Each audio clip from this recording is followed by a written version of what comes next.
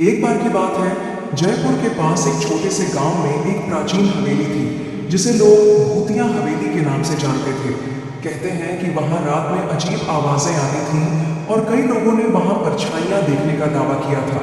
एक दिन चार दोस्त राहुल, स्नेहा, अमित और पूजा इस रहस्य को सुलझाने का निर्णय लेते हैं।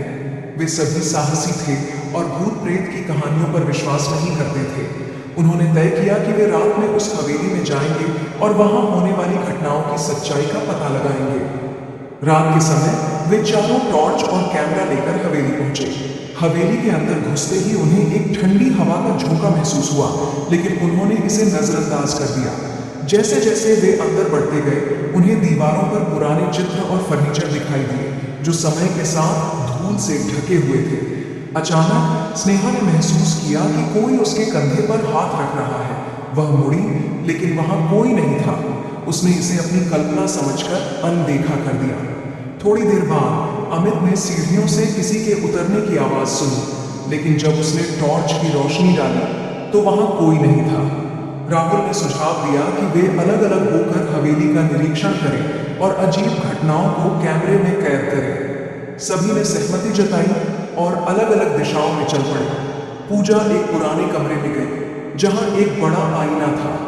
जैसे ही उसने आईने में देखा, उसे अपने पीछे एक धुंधली परछाई दिखाई दी। वह तुरंत मुड़ी, लेकिन वहां कोई नहीं था। डर के मारे उसने कमरे से बाहर निकलने का फैसला किया, लेकिन दरवाजा अपने आप बंद हो गया। वह चिल्लाई, लेकिन उसकी आवाज सुनने वाला कोई नहीं था।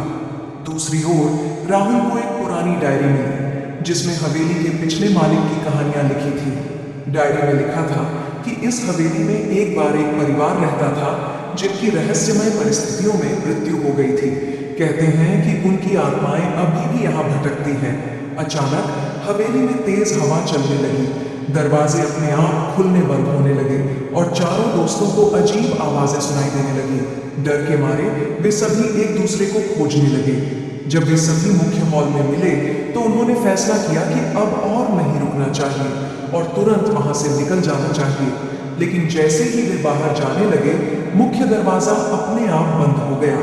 अचानक एक धुंधली आकृति उनके सामने प्रकट हुई और एक गूंजती हुई आवाज में बोली, तुम्हें यहां नहीं आना चाहिए था।